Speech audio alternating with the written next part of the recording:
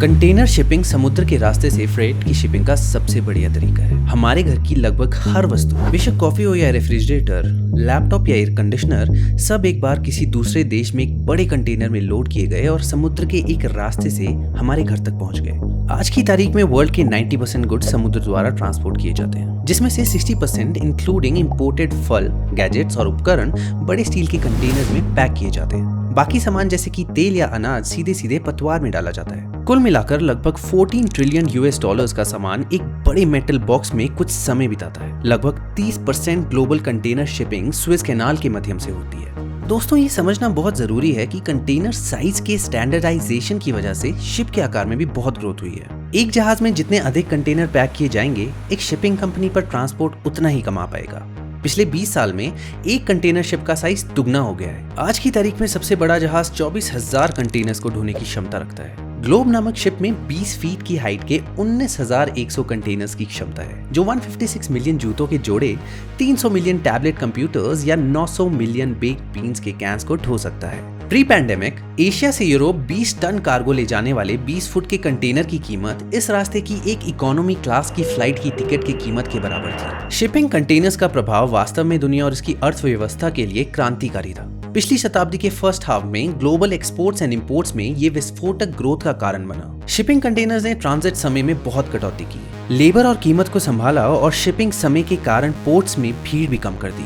Containerisation ने ports पर cargo की मैनुअल चेकिंग और वेयर हाउसिंग की आवश्यकता को हटा दिया। इसने बड़े संख्या में डॉक वर्कर्स नौकरियों को समाप्त कर दिया, जो शिप्स के लोडिंग और अनलोडिंग के लिए आवश्यक थे।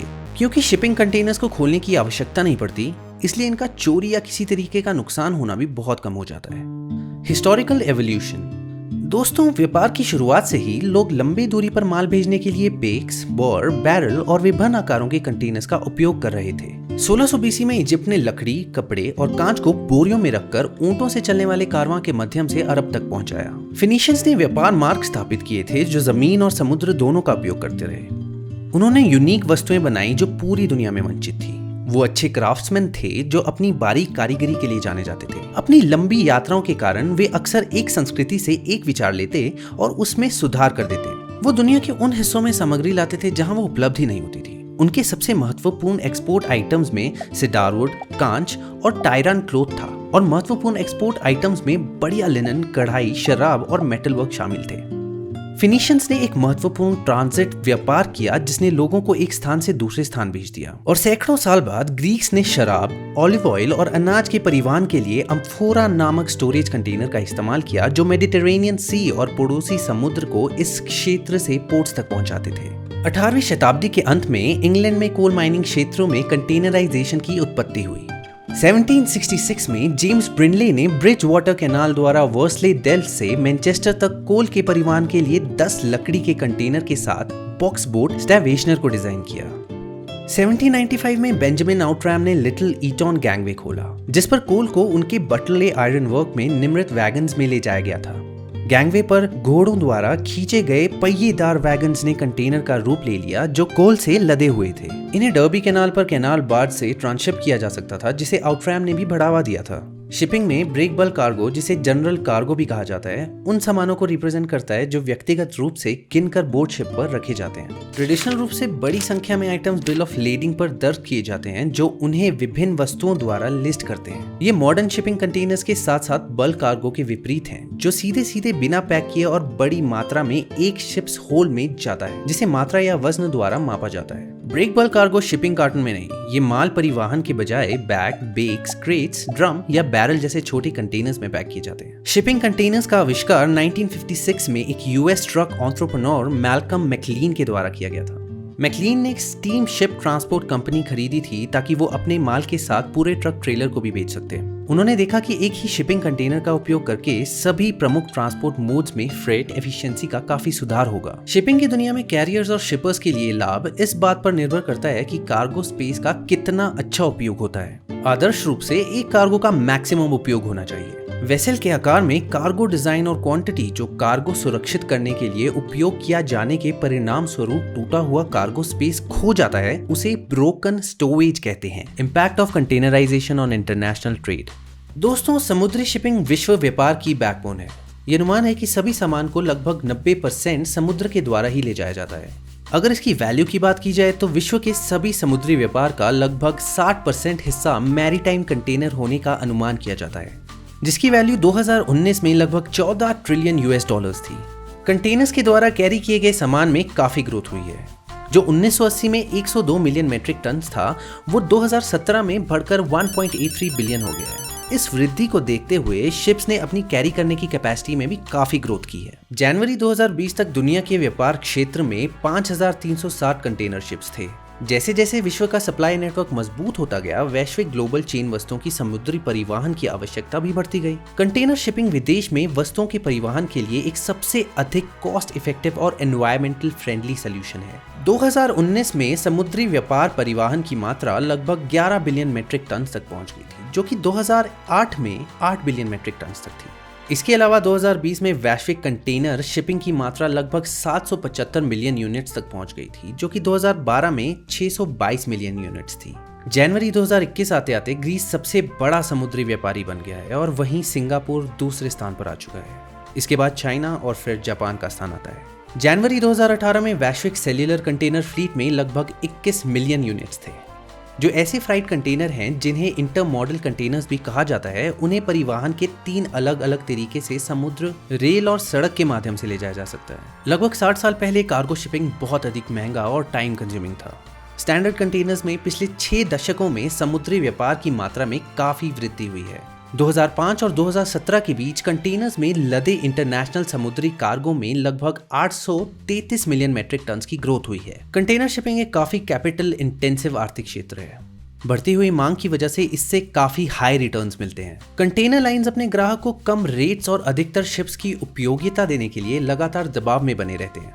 इन चैलेंजेस को दूर करने के लिए मार्केट ने लगभग 3 अलायंसेस जोड़े हैं, 2M, ओशन अलायंस और दी अलायंस। ये तीनों एक साथ वैश्विक कंटेनर मार्केट का 80% हिस्सा होल्ड करते हैं। एपीएम मार्स्क, कॉस्को शिपिंग, मेडिटरेनियन शिपिंग कंपनी और हेपेक-लॉयड इंटरनेशनल लेवल पर कुछ प्रमुख कंटेनर शिपिंग फर्म्स माने जाते हैं। एपीएम मार्स्क इंटरनेशनल लेवल पर सबसे प्रमुख कंटेनर शिपिंग कंपनी है। इनका रेवेन्यू 2020 में लगभग 40 बिलियन यूएस डॉलर्स तक पहुंच गया था। एशियन अर्थव्यवस्थाओं में आ रही तेजी में शंघाई, सिंगापुर और ग्वांगझू दुनिया के प्रमुख कंटेनर पोर्ट्स का घर है। दुनिया भर के सबसे बड़े कंटेनर शिप भी यहाँ ही दर्ज हैं। अनुमान है कि 2019 और 2027 के बीच वैश्विक कंटेनर शिपिंग बाजार 4% से अधिक कंपाउंड एनुअल ग्रोथ रेट की बढ़ोतरी होगी। 2019 में इस बाजार का रेवेन्यू लगभग 8.7 बिलियन यूएस डॉलर्स था, जो 2027 में 12 मिलियन यूएस डॉलर्स की मूल्य को पार करने की पोटेंशियल दिखा रहा है। Challenges, site constraints. Containers terminal space का एक बड़ा उपभोक्ता है, जिसका मतलब यह है कि कई इंटरमॉडल टर्मिनल्स को शेयर कैटेगरी में कैटेगराइज कर दिया गया है। पोर्ट्स पर ड्राफ्ट के मुद्दे बड़े कंटेनर शिप के शुरुआत के साथ उभर रहे हैं। कैपिटल इंटेंसिवनेस, कंटेनर हैंडलिंग इंफ्रास्ट्रक्चर और उपकरण यानी कि विशाल क्रेन्स, वेयरहाउसिंग सुविधाएं और इंटरकनेक्टिंग सड़क और रेल कनेक्टिविटी काफी ज्यादा इन्वेस्टमेंट डिमांड करती हैं। इसके लिए बड़े कॉर्पोरेशंस या फाइनेंशियल संस्थानों के रिसोर्सेज की आवश्यकता होती है। इसके साथ साथ ऑटोमेशन और इंटरमॉडल टर्मिनल्स के लिए पूंजी को बढ़ाने की जरूरत पड़ेगी। स्टैकिंग, कंटेनर की व्यवस्था करना काफी जटिल है। उसके लिए बार बार रीस्टैकिंग करने की जरूरत होती है। इसकी वजह से टर्मिनल ऑपरेशंस में अधिक समय खर्च हो जाता है। लोड यूनिट जितना बड़ा होगा, उसका ऑपरेशनल मैनेजमेंट उतना ही जटिल होगा। रीपोजिशनिंग, व्यापार असंतुलन के कारण कई कंटेनर्स खाली हो जाते हैं। हालांकि या पूर्ण या खाली, एक कंटेनर अमान मात्रा में ही स्थान लेता है। वैश्विक स्तर पर प्रोडक्शन और कंजम्पशन के बीच देखे गए विचलन के लिए लंबी दूरी और कंटेनराइज्ड एसेट्स के रीपोजिशन की आवश्यकता होती है। थेफ्ट एंड लॉसेस, उच्च मूल्य के सामान और एक लोड यूनिट जिसे बलपूर्वक खोला या ले जाया जा सकता है, ये एक टर्मिनल और एक अंतिम डेस्टिनेशन के बीच कार्गो वल्नरेबिलिटी का एक उदाहरण है। ज्यादातर खराब मौसम के कारण समुद्र में हर साल लगभग 1500 कंटेनर्स खो जाते हैं। इलिसिट ट्रेड, कंटेनर्स का माल, ट्रक्स और हथियारों के अवैध व्यापार के साथ साथ अवैध इमिग्रेशन के लिए उपयोग किया जाना भी एक काफी बड़ी समस्या है। एनवायरमेंटल कंसर्न्स, डीजल इंजन से चलने वाले जहाज कार्बन डाइऑक्साइड जैसे ग्रीन हाउस गैस के साथ साथ सल्फर डाइऑक्साइड जैसे प्रदूषकों का भी उत्पादन में योगदान करते हैं। शिपिंग उद्योग दुनिया भर में सभी परिवहन संबंधित CO2 एमिशन का 11% उत्पादन करता है, जिनमें से अधिकांश 3 प्रमुख जहाज हैं: बल्क कैरियर्स, ऑयल टैंकर्स और container ships. Conclusion. Containerise shipping वैश्विक अर्थव्यवस्था का एक जरूरी इंजन है। कंटेनराइजेशन पैकिंग, ट्रांजिट, मूल्य निर्धारण और जहाज से ट्रेन में प्रत्येक सामान के ट्रांसफर को सरल और गति प्रदान कर देता है। इस इनोवेशन ने आधुनिक ग्लोबलाइज दुनिया को संभव बनाया है। अधिकांश containerise traffic flow Suez canal के माध्यम से पैसिफिक ओशन में या यूरोप और एशिया के बीच बहते हैं। कंटेनर्स वस्तुओं की एक विशाल क्वांटिटी को शिप करने के यूनिवर्सल साधन बन गए हैं। इस कार्गो को आसानी से संभाला जा सकता है, विभिन्न तरीकों का उपयोग करके ले जाया जा सकता है और स्टोर किया जा सकता है। कंटेनर्स का परिचय वास्तव में परिवहन के लिए एक क्रांतिकारी परिवर्तन था, जिसने नई संभावनाओं की पेशकश की, एफिशिएंसी को बढ़ाया और इंटरनेशनल ट्रेड के खर्चे को काफी कम कर दिया। इंटरनेशनल ट्रेड को बढ़ावा देने वाले कई अन्य कारण हैं, जैसे कम टैरिफ, उभरती अर्थव्यवस्थाओं का विकास, लेकिन कंटेनर ने व्यापार के इस पहलू में महत्वपूर्ण भूमिका निभाई है।